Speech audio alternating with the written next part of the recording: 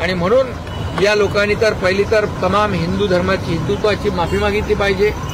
आणि मी एवढंच सांगेन की अशा प्रकारचं दुर्दैवी राजकारण कधी झालं नव्हतं आणि म्हणून ज्या लोकांनी या तपास यंत्रणांवर दबाव टाकला त्यांची चौकशी झाली पाहिजे, त्यांच्यावर कठोर कारवाई झाली पाहिजे, त्यांची नार्कोटेस्ट झाली पाहिजे आणि दूध का दूध पाणी का पाणी हे झालं पाहिजे।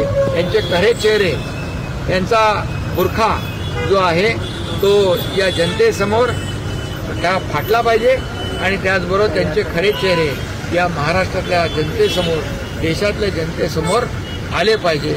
हेच मला या ठिकाणी ही माझी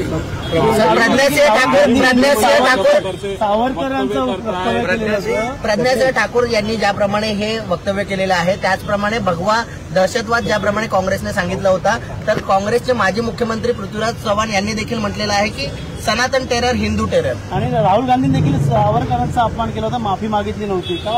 खरं म्हणजे हे काँग्रेसची नीती आहे, काँग्रेसची मानसिकता हीच आहे की त्यावेळेस झालेले बॉम्बस्फोट मुंबईमध्ये, महाराष्ट्रामध्ये, देशभरामध्ये त्यावर लोकांचं लक्ष विचलित करायचं, डायव्हर्ट करायचं जे प्लॅनिंग आणि नियोजन होतं हे कारस्थान होतं, हे षडयंत्र होतं।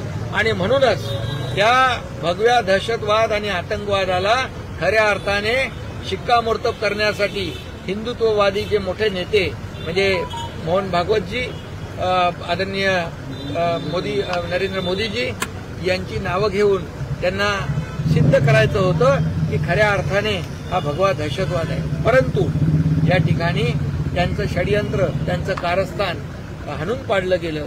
आणि म्हणून मी एवढंच सांगतो की या साध्वी प्रज्ञा सिंग आणि हे जे लोक आहेत यांना खऱ्या अर्थाने जे काय आज स्टेटमेंट ते करतायत, जे त्यांनी आरोप केलेत या आरोपाची शहानिशा झाली पाहिजे, त्याची चौकशी झाली पाहिजे, दूध का दूध पाणी का पाणी झालं पाहिजे।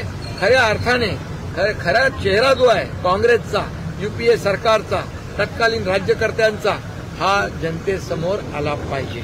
सर, पृथ्वीराज चव्हाण यांच्या वक्तव्याचं युवासेनेकडून आंदोलन करून निषेध व्यक्त करण्यात आलेला आहे, मात्र ठाकरे गटाकडून कोणतीही प्रतिक्रिया अद्याप आलेली नाही। खरं म्हणजे निषेध त्यांचा करावा तेवढा थोडाच आहे, कारण हिंदुत्व, हिंदू धर्म, सनातन धर्म कुणावरही कधीही अन्याय करत नाही, तो सहिष्णू आहे, सहन करणारा आहे।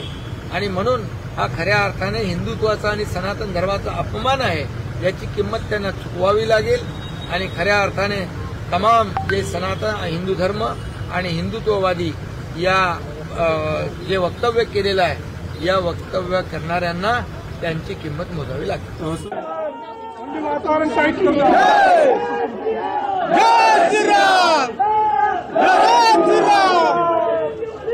जय